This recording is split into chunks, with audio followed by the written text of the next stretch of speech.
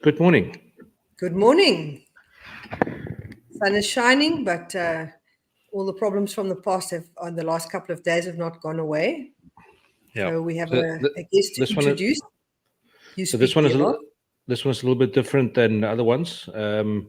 We've got Justin Mudge from Chiltern Farms, and Justin has reached out to us to see if we could get this to be seen by more people. Right, so I'm not going to fiddle around with too much info. So Justin is going to share that with us. And if there's breakups, it's because they are really struggling with signal. So, morning, Justin.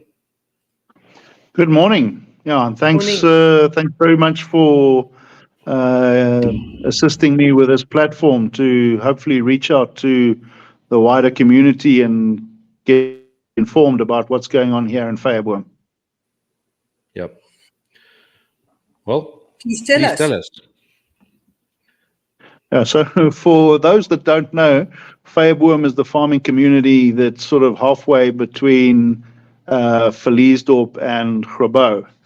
And it's predominantly an apple and pear producing area, some 2,000 odd plus hectares with a significant amount of farmers and as well as packing operations here in the valley. And we sustained significant damage to infrastructure and access to our community over the weekend of 24th and 25th of September, where torrential roads have closed all but one access road into Vyeboom.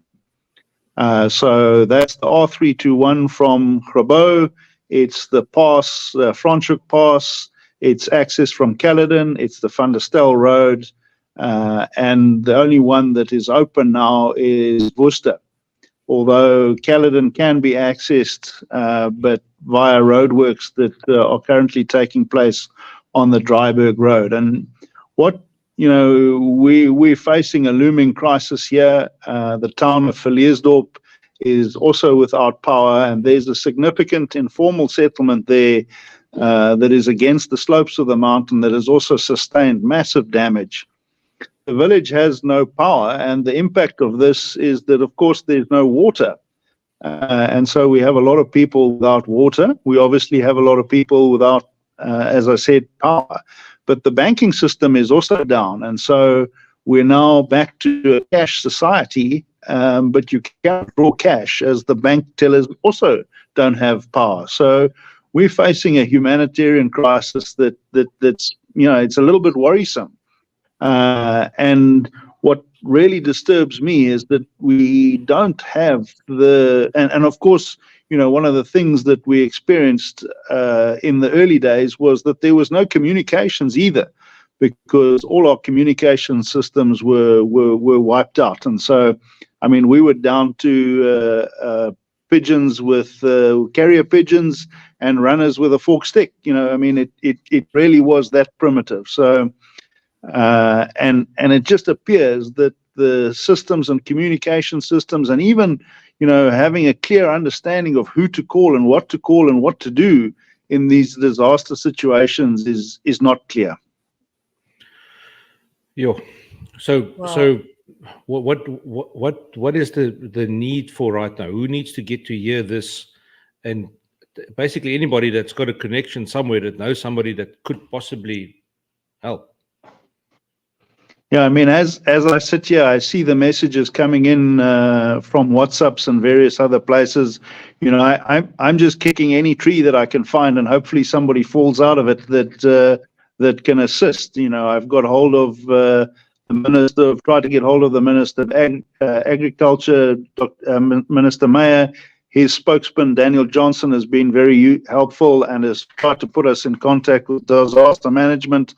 Disaster management is at last responding to us and trying to get us some assistance in getting the R3210 between Grabo and Villiersdorp open so that we can bring in much needed supplies. I mean, one of the critical elements is that we need to protect our crop, our future crop for the coming season.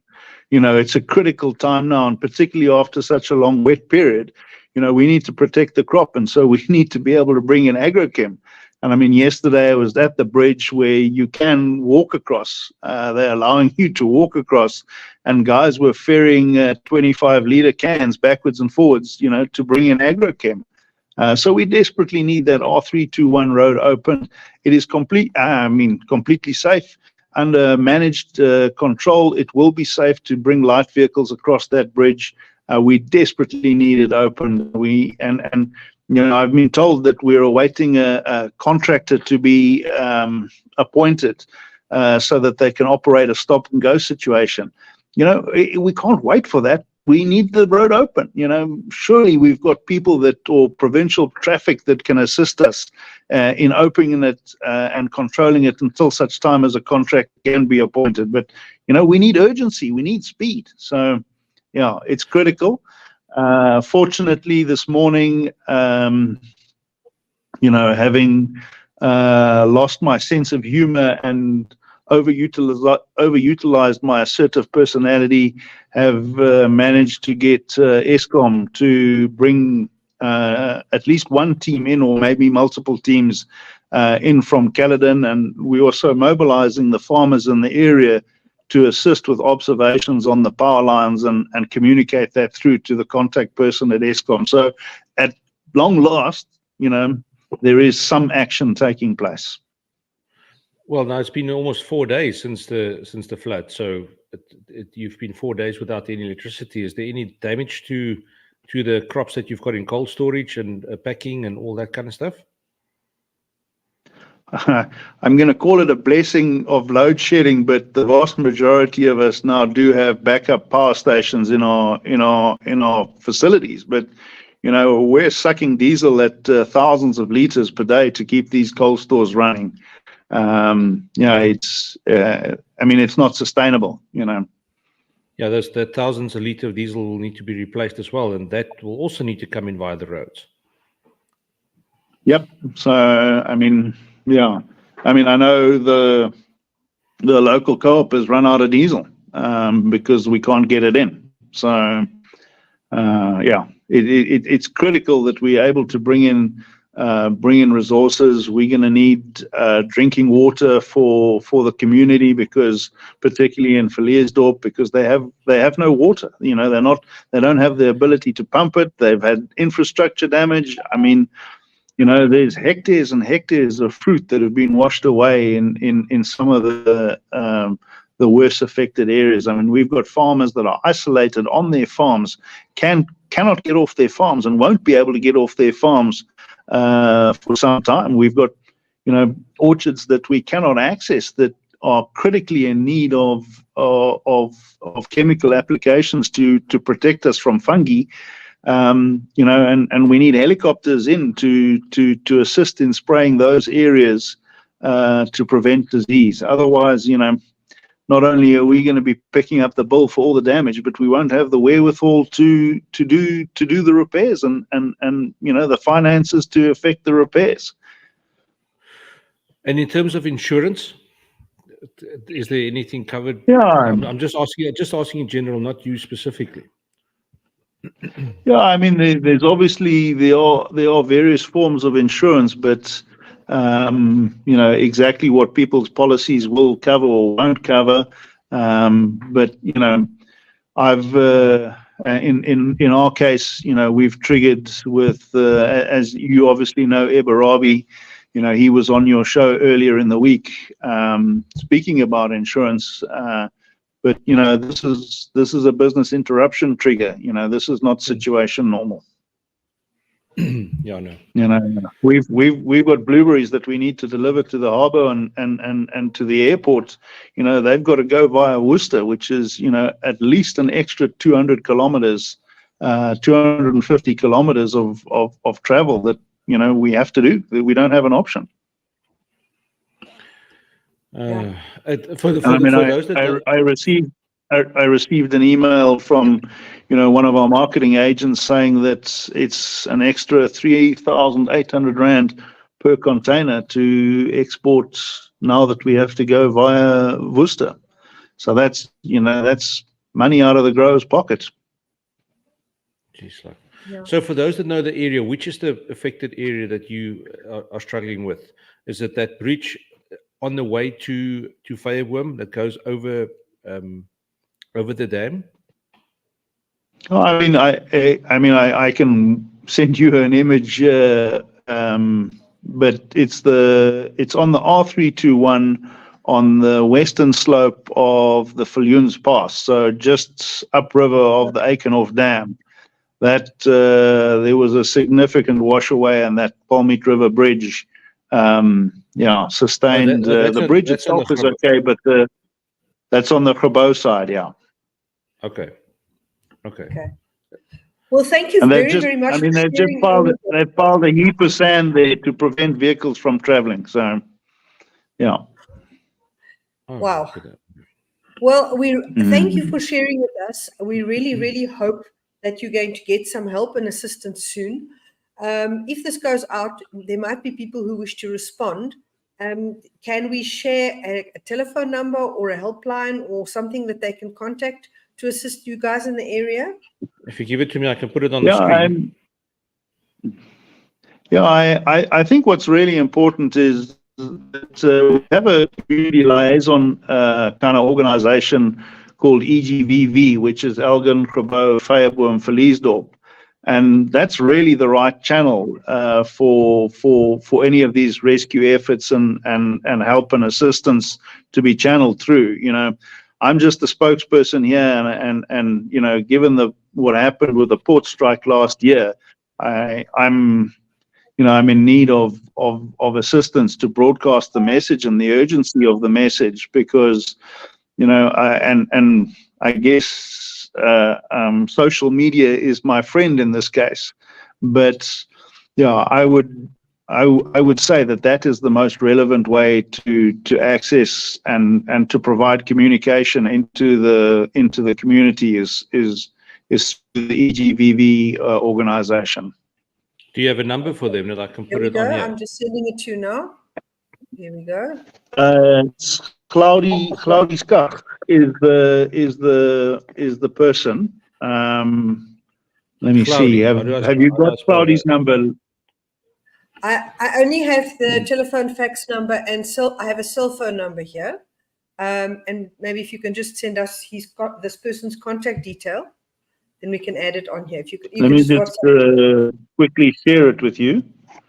Okay. Contact.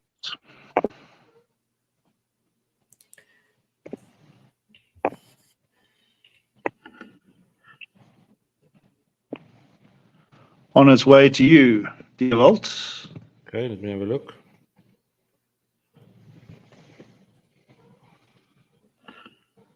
Okay, that is the number. You really are testing my technical abilities.